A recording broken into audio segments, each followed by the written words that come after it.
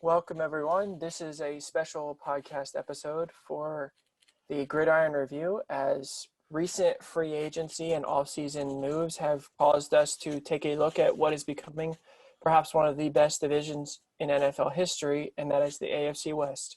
With the news today that disgruntled wide receiver Davante Adams said he did not want to play on the tag, and now he is a member of the Vegas Raiders. This is one of many moves that have been made this offseason by specifically the Broncos, the Chargers, and the Raiders, while the Chiefs have stayed pretty dormant. That has become an arms race that may have never been seen before, to be honest, at least not in our lifetimes. So, Jack, you want to kick us off with the most recent news in Davante Adams? Yeah, so the Raiders just traded their first and second round picks this year for Packers wide receiver Davante Adams, and then extended him for 5 years, 141.25 mil, I believe. It averages out to about a little over $28 million a year. And for a division that has had so much talk since the beginning of, or since basically the end of the Super Bowl, the talk has been, hey, what's up with the Raiders? They're being dormant. They're not doing anything. They're going to be last in the West. And the truth of the matter is, thinking about is the Chiefs weren't doing anything either. It's just that they're the Chiefs. So they don't have to do anything for them to be the fourth. But now that you have the Raiders going after Davante Adams, there's this huge debate, I feel like, that's going to come out about, is the Chiefs going to be the last in that division? Nonetheless, where do they rank in the AFC now, with Buffalo going out and getting Von Miller and Shaq Lawson as pass rushers and all this different stuff going on? But I mean, Adams is going to bring in a number one weapon to a Josh McDaniels offense that has never had a number one receiver of that caliber.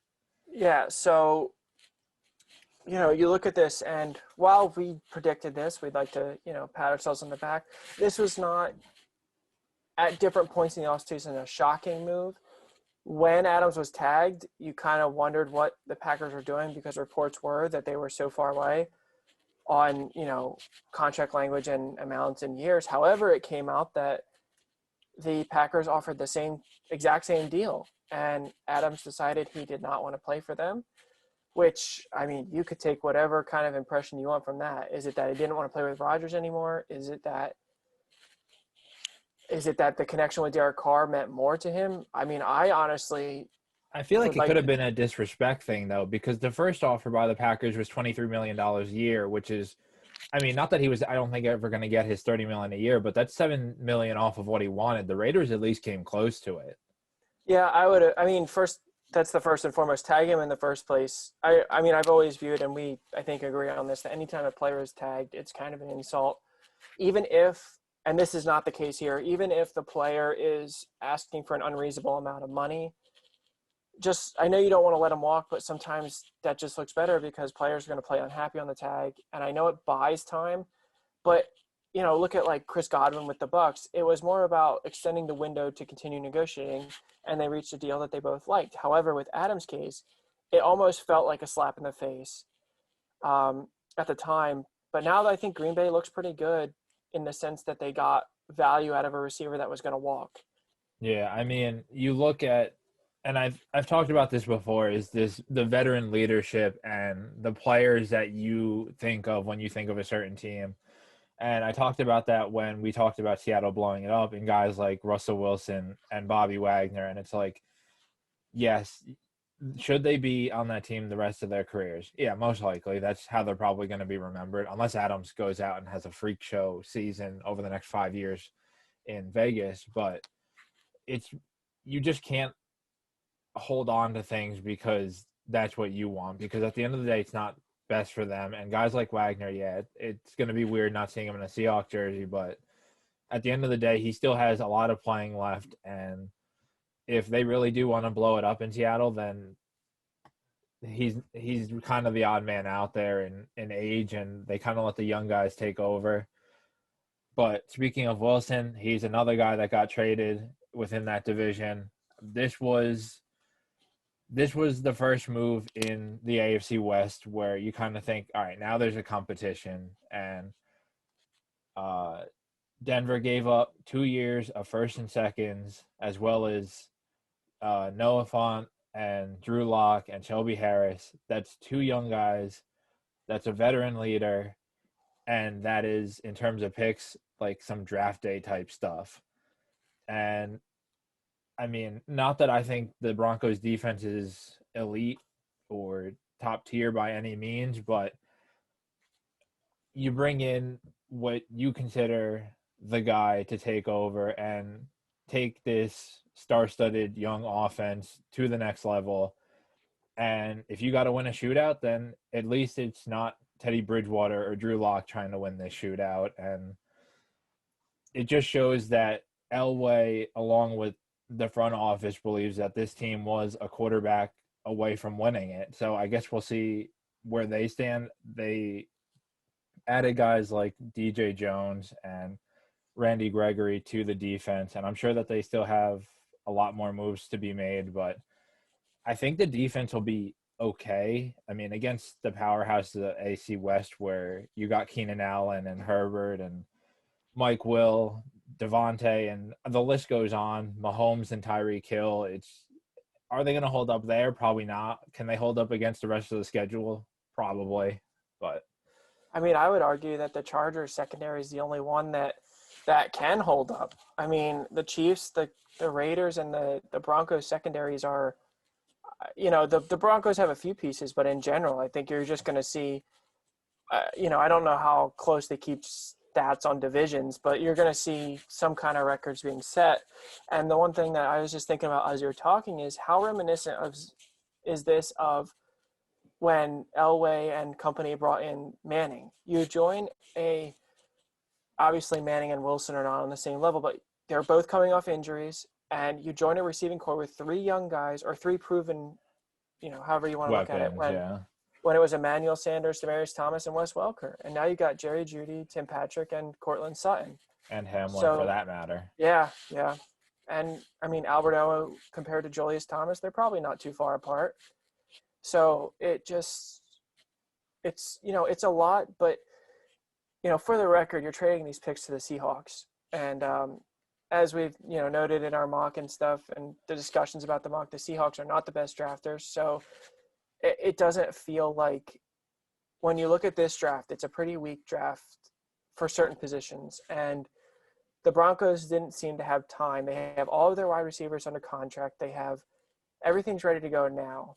And, you don't have time to bank on a rookie quarterback to develop. So you send whatever you can to get Wilson. And when you see what some of these other guys have brought in, it's a pretty good deal. And they're not one that they're going to get crap for. And as you mentioned, Wilson's committed to this place. He said he wants to pay 10 or 12 more years with Denver. And he may be just saying that, but I'm sure that was part of it, that it was an understanding that he's not going to be here for a year or two and not resign.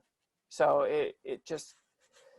it's like you said, it kicked off the arms race, and it's going to be exciting. And then the Chargers went and responded in a different way.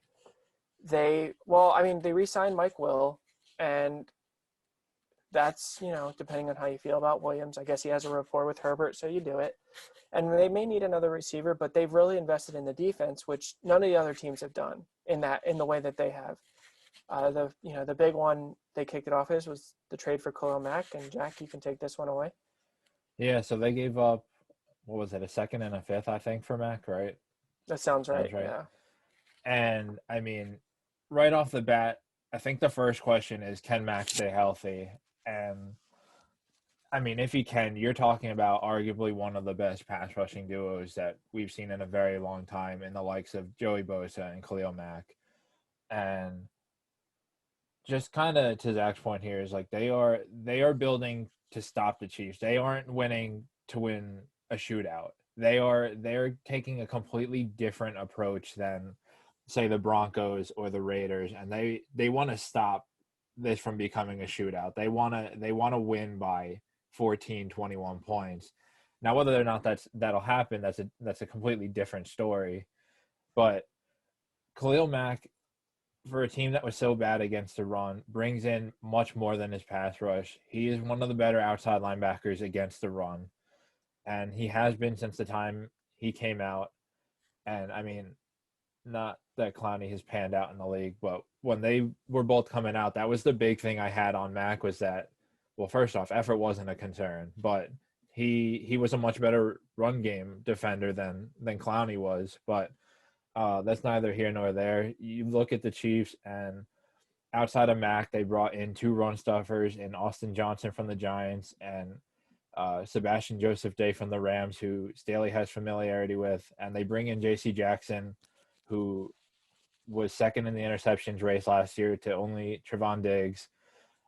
And you look at this team now, and this is a team full of first-rounders: Khalil Mack, Joey Bosa, Kenneth Murray, Derwin James, Derwin. Adderley was second, but I mean, yeah. But it's still high investments in the team across the board.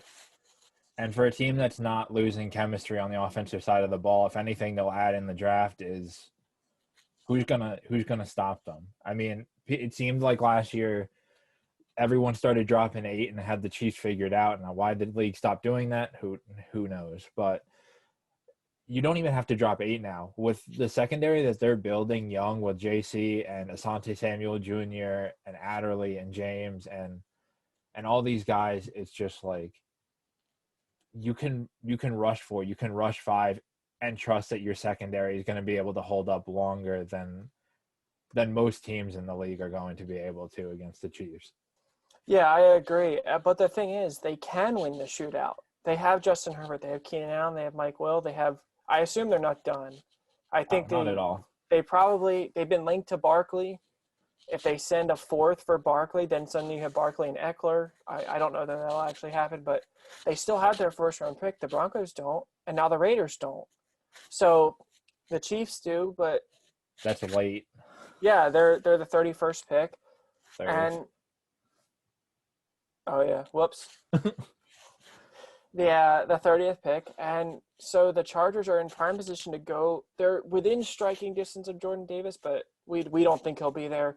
They'll have their pick of the wide receivers if they just want to add in another body, a downfield threat like Jameson Williams, to just be the most balanced team in the division. And when you look at the Chiefs just sitting there doing nothing, they missed out on, in our eyes, the obvious free agent in Allen Robinson. I mean, he could have gone there next to Tyreek Hill and Travis Kelce and formed one of the best trios in the league. And he got paid by the Rams, and he's making good money, but it's nothing, it's not like a wild contract. I'm sure the Chiefs could have afforded that. I mean, the Chiefs were in a worse cap spot, though, than the Rams were to start the offseason. So, I mean, they haven't made many moves, so I guess theoretically they could have had the money too, but I mean, if the Saints can get under and then sign a safety to that kind of deal, I think the Chiefs could have moved some money around to sign Allen Robinson. But you look at it now, like, who's left? Okay, the Chiefs add Jarvis Landry, Juju Smith-Schuster. Does that push the needle? I don't think so. I mean, you could take a flyer on Julio Jones, but he missed most of the year last year, and he's another year older. And there's just doesn't – they missed out on, in my eyes, all the top flight guys that could actually have made a difference. I mean, again, Juju and Landry are nice pieces, but they're not the threat that Allen Robinson is. A team that has been considered, to be a dynasty now all of a sudden seems like they may even be the 4th team in their own division that they've supposedly ran for the last, 5 years. And who does that sound like? The Seattle Seahawks, who are currently blowing it up. They lose to New England on Malcolm Butler's interception, and everything goes downhill from there. But, I mean, while we're talking about the Chiefs here, is the one thing that you haven't touched on yet is the tweet by Tyreek Hill thanking Chiefs Kingdom. What is going on there? Is the contract negotiations going that badly that he's going to ask for a trade? I mean, in this offseason, I can't put it past it. I mean, I don't know that anyone's safe at this point. It's a weird thing. I don't know if it's a trend of like free agents. I mean, not free agents, players taking to Twitter that has been very prevalent recently, where they express their issues or their upsetness, but that wasn't really in that way. It took it as like a farewell message almost, and yeah, you're right. Is that him saying that he's not going to sign the extension, that they're too far apart? But he still is under contract. So you wonder why this couldn't be done next year too, unless he's now privately demanded a trade, which would be insane. I mean, but the fact that you're under contract has shown in the last couple of years to me nothing. Because I mean, you have rookies coming into the league now that are willing to sit out before they're even on contract over money. I'm looking real quick, just going back to I'm looking at the signees. You're telling me the Chiefs couldn't have signed DJ Chark for 1 year, $10 million?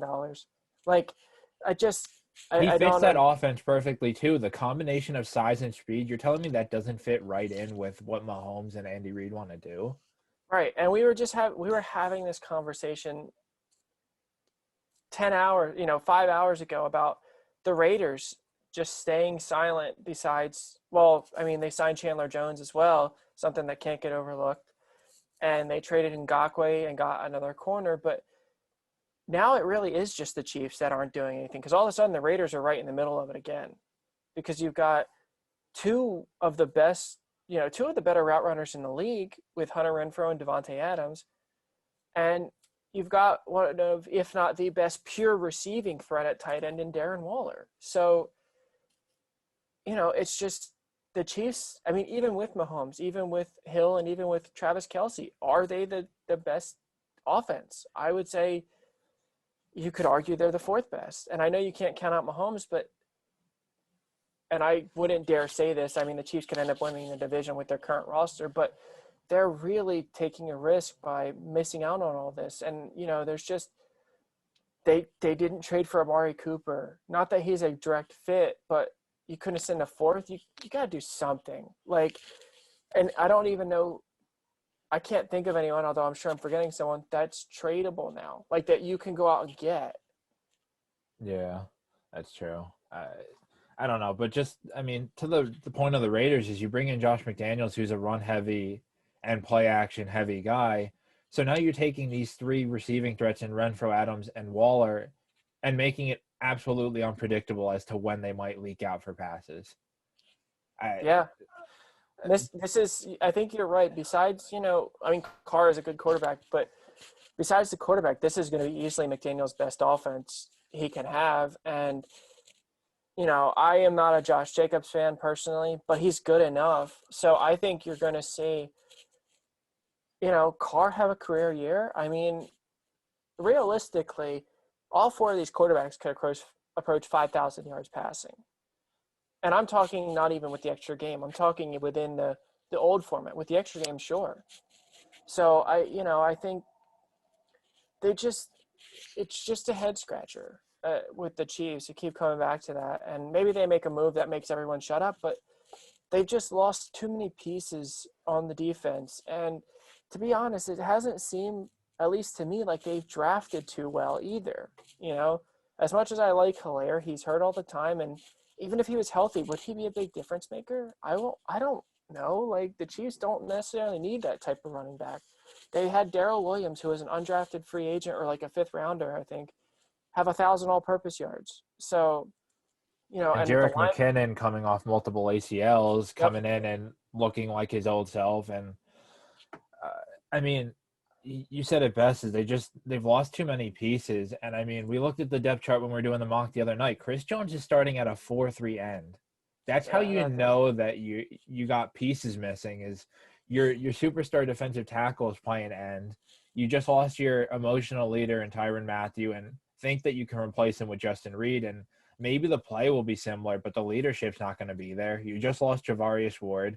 Your number one corner is L'Jarius Sneed. Juan Thornhill is probably going to start at safety, and it doesn't seem like he's developed into what he could have been. The bright spot here is you're at a position defensive tackle and you're two young linebackers. And I mean, you bring back Frank Clark, but was he really worth it? That's not Chandler Jones being signed 3 years made more sense than the extension they gave, or the restructure they gave to Frank Clark. Yeah, I don't know. I mean, are we looking at, like you said, the next Seahawks, who are supposed to be a dynasty, and we're supposed to be this powerhouse that just fell apart before our eyes? Now, we're not, this isn't an overreaction. Obviously, whenever you have Mahomes, you're still in it, but you can't just, look, you have to adapt. You can't just expect that you're going to be great and live with that. I mean, the Bengals defense is nothing special. It's good. It's not amazing. And they shut you down when it mattered, I was like, gonna say Mahomes was not there in the second half, like at yeah, all. yeah. I mean, he had that horrible fumble slash sack taken that could have jeopardized the regular or the non-overtime part of the game. And it's just all these teams, the Raiders go out and get the right head coach, and Yeah, they go out and make, I mean, besides the best non-quarterback trade, I would argue, because the first and yeah. the second is certainly enough for Davante Adams. I don't think anyone's going to bat an eye about that. No. And obviously, the Chargers have been insanely busy between all the free agent signings and the trade, and they are adapt. They made the Khalil Mack trade in direct response, it felt like, to the Russell Wilson trade, and then they go out and get J.C. Jackson. Like, they are adapting. The Broncos are going all in, and the Chiefs have done very little to say, yeah, we're going to adapt along with you. Because who are they going to take at 32?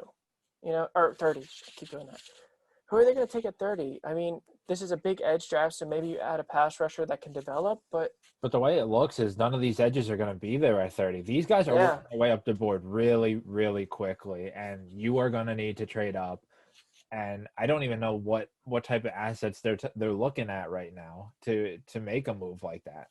I mean, this could be, we were talking about this before. If Thibodeau continues to fall in our minds, maybe he falls that far. I wouldn't think so, but okay, so if none of the edges are there, there's only two tackles that are probably worth, and they're probably gone in Wyatt and Davis.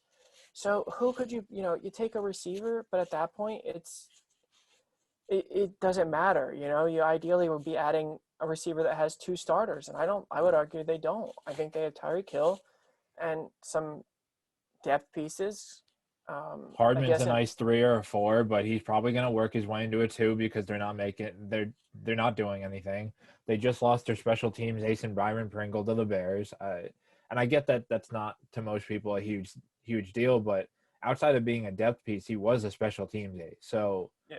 I mean, you're losing pieces literally all over the place. Oh, and don't forget, you still have Daniel Sorensen, if that makes you feel any better, Chiefs fans. Oh, he's going to be starting again, isn't he? Probably. Well, do you have anything else to add before we close this out? Um, I mean, the only thing I want to add is like to the Tyreek Hill thing is I really don't think anyone can be counted out this year because we saw today that or there was a report that came out that the Jets offered like 5 picks in the first and second rounds over the next 2 or 3 years and Zach Wilson. So if that is true and there's a second-year quarterback who looked very promising at the end of the year being put up on the trade block for Deshaun Watson, I really don't think anyone is safe at that point. Yeah, that's probably true. I mean, someone could overpay greatly for Tyreek Hill. Not that it would be an overpay because he's kind of a one of a kind in this league, I would argue, but I would believe that. I mean, if someone sends you if they get a deal like the Raiders just sent to Adams, do you accept that? I mean, most likely. But I mean, you said you don't know who's to trade for, and I'm sitting here thinking about it. You got both Seattle receivers sitting there. I don't. I mean, Yeah, that Lockett is seems like true. he could fit there. Metcalf is a big, fast guy. Maybe you take a shot on it there, but um, I just I just don't know how they're expecting to stay where they are because the truth of the matter is, do they even have the 30th pick if Josh Allen gets the ball back? No, probably not. I would assume that. I mean, obviously, that game kind of kicked off all the changes that have been proposed this year, and you know they probably are picking higher because their defense wasn't that good, and I know it was a little bit better against the Bengals, but the Bengals also had a trash O line, which they have now addressed, and will probably They continue re-signed to Eli address. Apple. Don't worry, Yeah, Bengals fans, you're saved. I think they do that for publicity. He gets them a lot of just no all publicity is good publicity. So even when it's bad, they probably have burner accounts to make jokes at his expense. But I mean, yeah. So even if you want to bring this outside of the West, the AFC teams are adapting. You know, the Bills made moves that directly address the issues that they had in the postseason. The Bengals, they're probably not even close to being done because there's still a few big name offensive linemen that are, you know, like Teron Armstead, who are waiting to see what happens with someone like Deshaun Watson. Or there's also Lyle Collins that they're bringing in. Like, they're going to continue to adapt. And you just see, you know, the Chiefs are acting, in my eyes, like this is the NFC, and they have an easy ticket to the playoffs. And I'm looking at it now, like, there are scenarios, and I think they're very realistic, where they lose all 6 games to the guys in their division, and they end up as a fringe playoff team. And it just doesn't seem like they're considering this. I think the only thing that can save the Chiefs right now is the fact that Tennessee and Baltimore are being just as dormant as the Chiefs are. Yeah. They're going to take a huge step back too. But if we want to talk about the conferences here, the AFC is going to be the shootout conference. I mean, you don't have there's 16 teams in the AFC, and they're led by Josh Allen, Joe Burrow, Patrick Mahomes, Derek Carr, Justin Herbert, Russell Wilson. I guess now Mitch Trubisky. He has to be thrown in there because we like him. Baker Mayfield is to be determined. Trevor Lawrence. I guess at the moment it's Ellinger for the Colts. Who knows about that one? They're Davis we're going to Mills, talk about that whole situation with Wentz in another one, but there's, you know, all the Zach Wilson. I don't know if you mentioned him. There's a lot I of left him out, but the truth He of the could matter take is a all step these forward. young guys, all these young guys that are starting to make a name for themselves, they all seem to be in the AFC. All this young quarterback plays in the AFC. We talked about this, I don't know, a month or two ago about the top 10 quarterbacks in the NFL, or even the top 15. And I think at the time we said 8 out of the 10 are in the AFC. Now, at the time, Brady was retired, but at the time, Wilson was in the NFC. So now you trade over Wilson, and this is, you know, if you want to even go further, the best young quarterbacks in the NFL are all in the AFC. I mean, Fields is starting to have, I've seen concerns about his throwing motion, said that all along, and the Bears have done, I would say, nothing to help him out. They Byron lost Pringle. Yeah. And, you know, Zach, like you said, Zach Wilson, Trevor Lawrence, Davis Mills, if you want to count him. The superstars that are young, Lamar Jackson, Josh Allen, Patrick Mahomes, Justin Herbert. Just, you know, name an AFC team, and chances are they have a quarterback that has some kind of upside, unless you're the Colts. And, you know, even the Texans have a quarterback that's young with upside. I mean, how sad is that when you look at the NFC and you have, again, Fields? We are not Hurts believers at all. So I don't believe. But even the question marks around Trey Lance. Yeah. He hasn't played a game yet. And as much as I like Jordan Love, he hasn't played much yet either. So but there's not good reports coming out about him either. Yeah. But I heard that Garoppolo, the market fell through. So we might not even see Lance this year. Yeah. So it just, the NFC, it seems wide open where the Chiefs and everyone in the AFC are going to have to fight for their lives in that division. I would argue at this point, the AFC is a punching bag. Like, the AFC is going to be an absolute bloodbath. And the NFC now is 2 teams. Because I think with Rodgers in Green Bay not having Davante, how are they going to be relevant? I was going to say, Adams isn't there now. Marcus Valdez-Scantling is still a free agent. They tendered Lazard, which means I don't think he's technically on the team yet until he signs the tender. So you're looking at Amari Rodgers, who apparently had drop issues last year. Randall Cobb, who just took a $5 million pay cut but is sitting there in his 30s. And a bunch of no-names. And Tanyan is a free agent. So Rodgers is sitting there with A.J. Dillon and Aaron Jones saying, go learn to play receiver. Yeah, so to me, it's the Rams are – I don't even – you know, as much as I think the Bucs are going to be right back in it again with, you know, Brady coming back, the Rams just added Allen Robinson to that core. Like, you know, Cooper Kupp, Allen Robinson, and Robert Woods. Is there another receiving core that even challenges that? Like, purely receiving, not taking in tight ends. I mean, I mean, But you're even at talking that, about their tight ends aren't bad either. Higbee's not no, bad, and the young guys showed out. I mean, the biggest loss this year is Von Miller so far. and I think they'll replace him with their fourth round. No, I'm just kidding. I I mean, mean, you Von could. Miller That's how deep the draft class is. yeah, Von Miller had the second most pressures in the league, but I think when you stick anyone next to Aaron Donald, and this is not obviously Von Miller's, an all-decade, maybe all-time player at the outside backer, but when you place anyone, Aaron Donald coming back, you're going to have someone that is able to produce on the outside. So don't be surprised if, Greg Gaines or Ashawn Robinson. yeah, one of these guys has double-digit sacks that you don't expect, and the NFC is just well, just building off of, our starting point with Adams, what are the Packers doing? The reports are that Rodgers knew Adams was not resigning when Rodgers signed his extension. Why? What I was is gonna this say, but dysfunction? what? Yeah, I was gonna say, but if you're Rodgers, why are you signing that deal? Unless they laid out a full plan of like, here, Adams is gonna be gone, but here's our plan for you. I don't know why Rodgers isn't sitting there getting ready to call them. Like, if this doesn't work out, I'm just gonna retire. Like, and I get he just signed the contract, but man, he's gonna get killed. Yeah, and this goes back to our. It's just like, teams that fight off rebuilds make certain moves that are not bad. Seattle trading Russell Wilson for their return package. The return package for Davante was fair. But then you're making counter moves that think, oh, you're still trying to stay relevant. So it's just, you should have, in my eyes, I mean, this is just me. I know it's hard replacing an all-time great. You should have franchised I guess you couldn't have franchised it. You should have traded Rodgers, gotten a crazy return for him, and then just started the rebuild with 3 firsts this year or whatever it would have been and multiple other picks and just bit the bullet for a year. I mean, the NFC North is not, ultra competitive. You could be back in a year or two. I mean, the Like, Vikings should easily take the division this year, but I mean, with Average Kirk leading the group over there, it's just.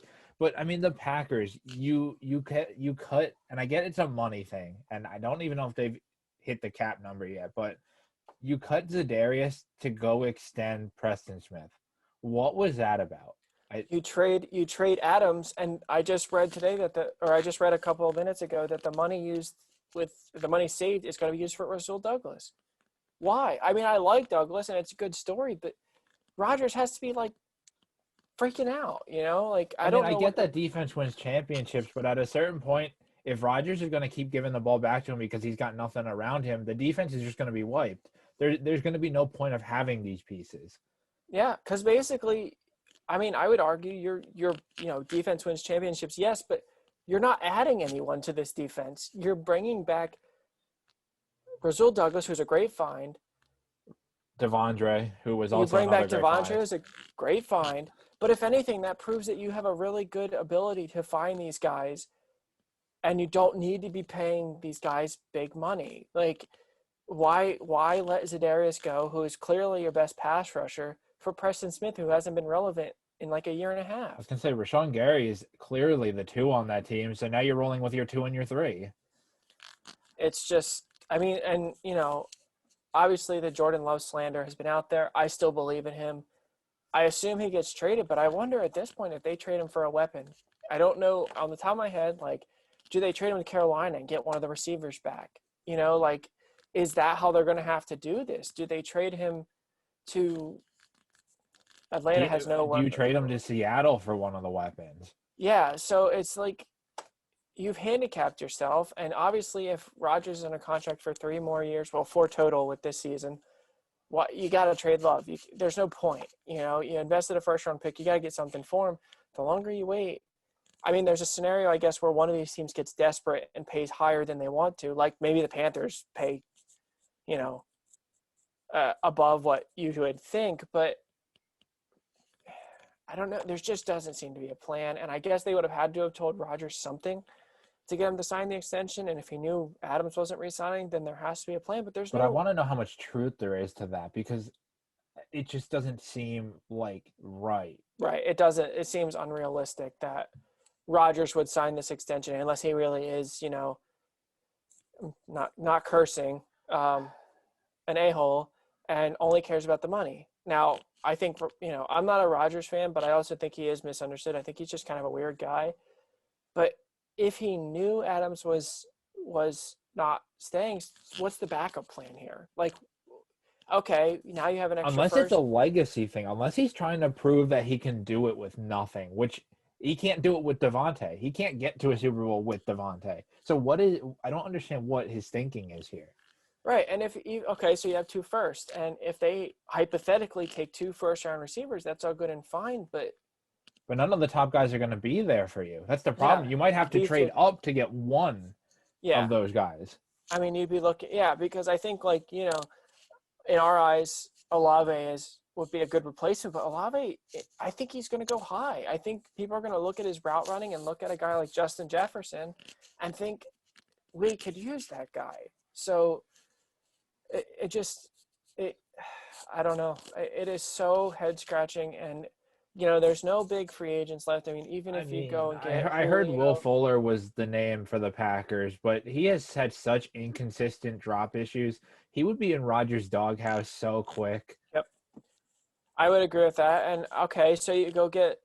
I mean, Cole Beasley could make sense. Juju Smith-Schuster could make sense, but none of these guys are Adams, and you have to now do the job of finding a replacement to take the 160 plus targets that Adams gets every year, but also you have to earn the trust for those targets first off, and second off, Green Bay isn't this like luxurious destination. It's not Florida, it's not California.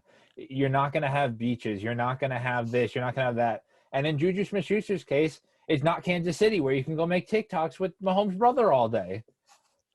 Yeah, I don't think Rodgers wants to make TikToks. I mean, you never know. Your point, he's a weird guy. You never know. You don't know what he does in his free time. So this was, focused on the AFC West, but now we're on this Packers tangent. I guess I would say that the Love move is kind of, I think there's a big, and this specific move will be talked about in a whole episode by itself. But once Watson gets traded, I think dominoes will fall, and you might see one of the teams that missed out go and get Jordan Love. But who? I just don't like.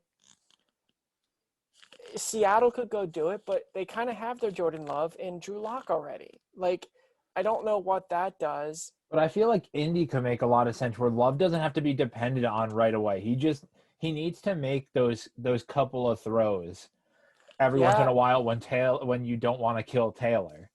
Right, I would agree, and that would make sense. But then you have the same issues that face Wentz. There's no weapons to throw to, so they can't even send the weapon back. Like Michael Pittman, really? I wouldn't trade him for Jordan Love. Like if I was the Packers, and if you're Jordan Love and you're a young quarterback that's gotten dragged through the mud by the media because who knows? I mean, he played 2 games, and how quick NFL fans forget that Rodgers sat for 3 years and that their numbers are almost identical in their first X amount of experience. And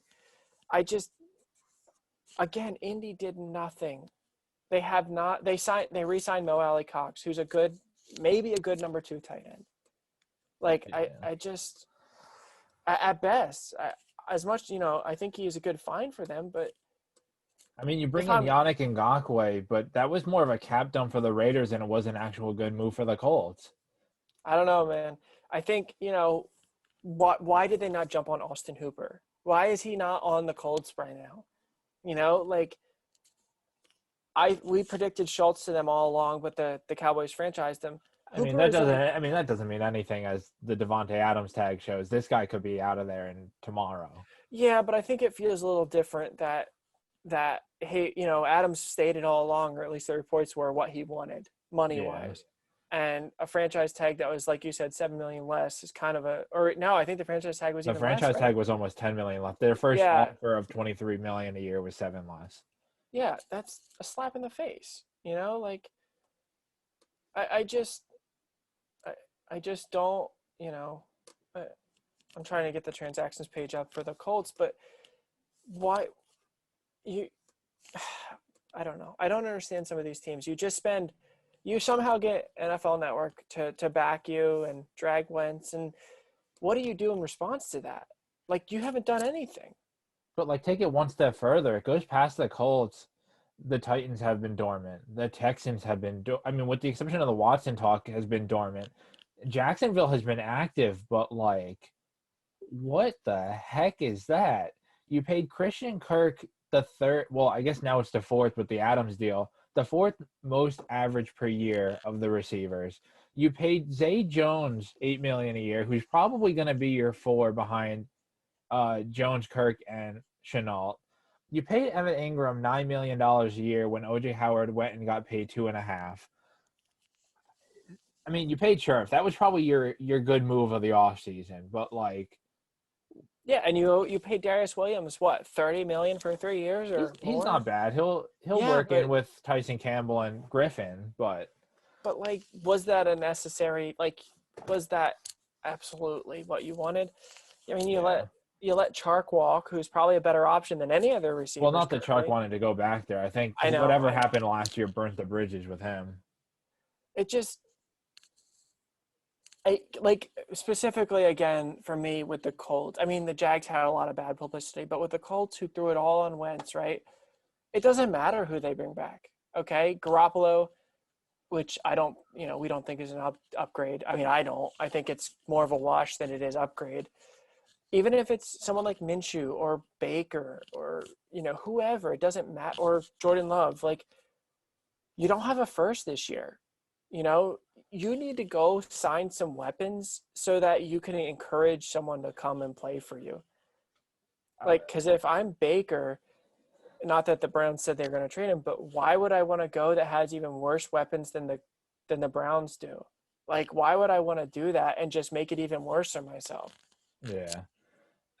I know that we said that this was going to be an AFC West look at the moves and stuff, but while we're on this long tangent, anyways, we might as well throw in Carson Wentz's trade because why not at this point? We're on a roll here.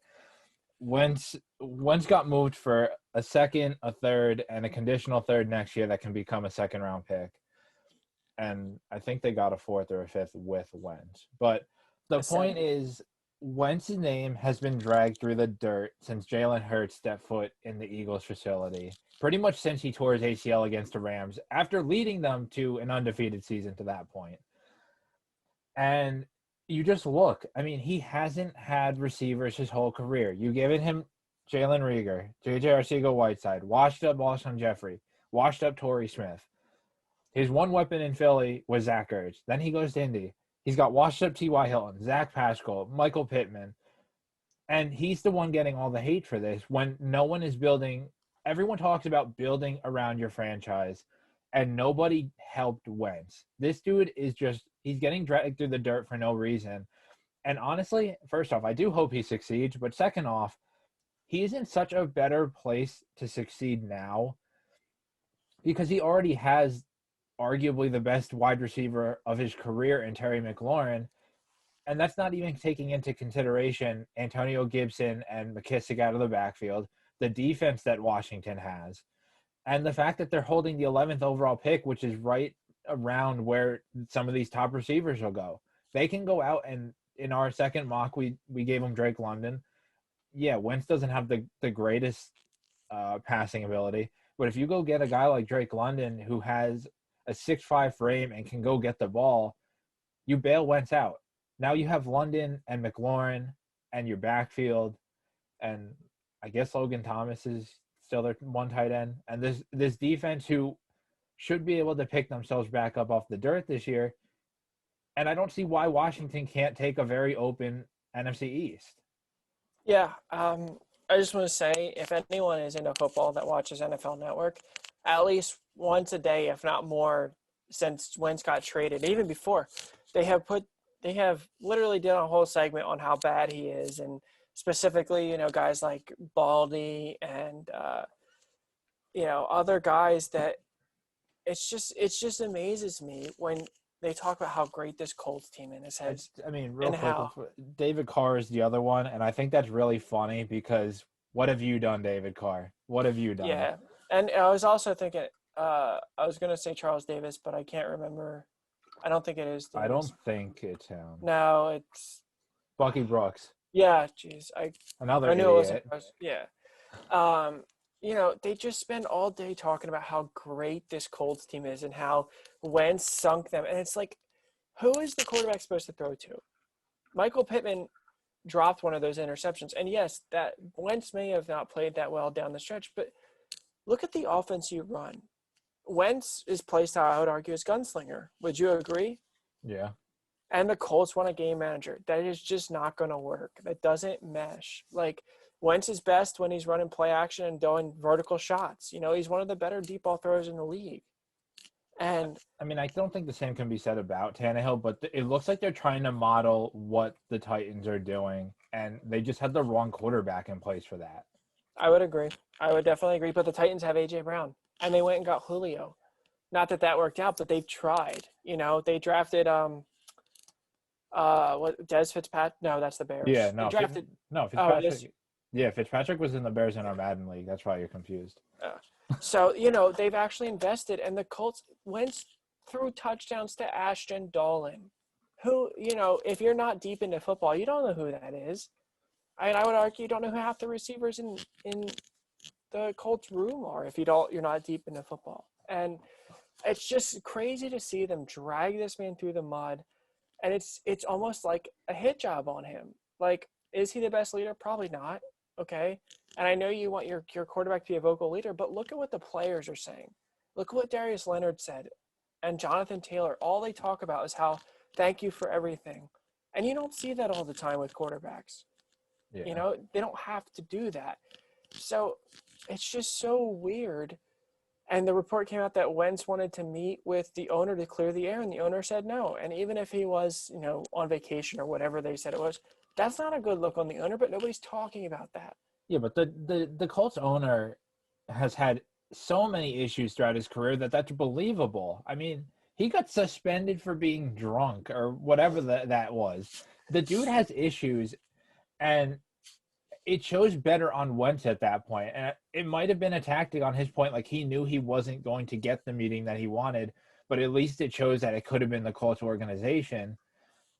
And we talked about the Colts in a different podcast, that they're a team that arguably should blow it up too, because Ballard doesn't seem – I like Reich, especially after the Combine interview he did. Really seems like a good guy, really good coach. Ballard seems like an idiot. Irsay should be forced to sell it. Like, there's a multiple owners this year who should be forced to sell their organization. That's a different issue, but – yeah. And I wouldn't be surprised if the Colts just suck this year. I mean, not that Wentz elevated them, but at the same time, speaking of like the receiver, his receivers, again, Ashton Dolan was relevant. Look at his Eagles time. Travis Fulgham was like Fulgham, I'm not sure how you say it, was one of the best receivers statistically for like a 6-week span. And who was his quarterback? Carson. Greg Ward. I mean, he's been a nice piece in Philly, but he's a former quarterback, and he's had a pretty good season under Wentz. Like, this narrative is so weird. Does he make boneheaded plays? Yeah. And that's the type of But so does everyone. We were just talking about Mahomes making the sack in the Bengals game. Yeah. Garoppolo. Who watched the playoffs, and every time Garoppolo rolled out and he threw it, it was right to a defender. Like, I'm not slandering Garoppolo because he does things well, but these things that they're picking, like, to down Wentz is just like so many quarterbacks in the league do that or worse. But even Stafford was tied for the lead in interceptions. Yeah. But going back to what you said about Fulgham had a nice 4-week stretch and then literally fell off the face of the earth. Was that a plan to make Wentz look bad? Looking back on it, I don't. That's some next level conspiracy stuff. But why would you bench your number one receiver at that point? It doesn't make sense. Where is this is getting worked up, but why is Jameis Winston being viewed the way he is when he had a 30-30 season with the Bucs? If Carson Wentz had a 30-30 season, this man would be ripped apart. Yeah. Like, I just don't – it is such a weird thing that I can't ever remember there being another situation like this where a guy that had a 27 touchdown, 7 interception, and yes, I get most of the interceptions were in the second half of close games. I understand that. But when the game matters most and you need a quarterback to make a play, he's got to trust someone that he throws to. In Philly, he had Ertz. In Indy, are you really going to say Michael Pittman is that kind of guy? I would. He might become it, but he's not there now. Or Jack Doyle, who was hurt most of the year, or Mo Alley Cox. Like, these just are not that kind of players. And I would laugh, and I hope so much that Wentz lights up the NFC East, beats the Eagles in comfortable fashion, and beats the Cowboys. The Giants are whatever. There's not really any beef. Little irrelevant at the moment until Dable can prove himself. Right, and it's just, if Wentz goes into Philly and wins, that will be just insane. And I would love to see, maybe it won't happen. Maybe Wentz will continue this trend, but 27-7, even if most of the interceptions came at the end of the year, is still a good year. Like, on a team with Michael Pittman as their only relevant weapon and a very old T.Y. Hilton. Like, nobody talks about this stuff. And it just, the arguments, it's so frustrating to see, these so-called experts and analysts using some arguments for some people and yet not using them for others, and being like, oh, well, if this player just had weapons, if Rodgers just had more weapons, he would be fine.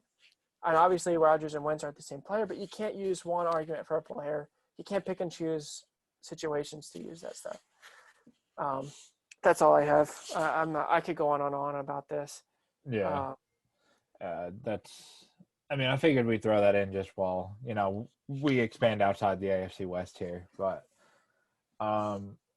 pretty much we're just kind of keeping our eyes on the Watson news. And, I'm sure we could be blindsided by anything at any second here. But we will have our own separate thing on Watson in probably the same sort of fashion where we just kind of let loose. And I think that's really all we got. The prospect profiles are coming out. And Zach, you want to add anything there? Yeah, just as the moves update, we'll have combination of articles and podcasts and stuff. And obviously everyone that watches football knows how exciting this might be, the most exciting offseason I can remember. So absolutely. And there's a scenario where there's still 5 more quarterback changes or more. So there could be a lot that still has to come.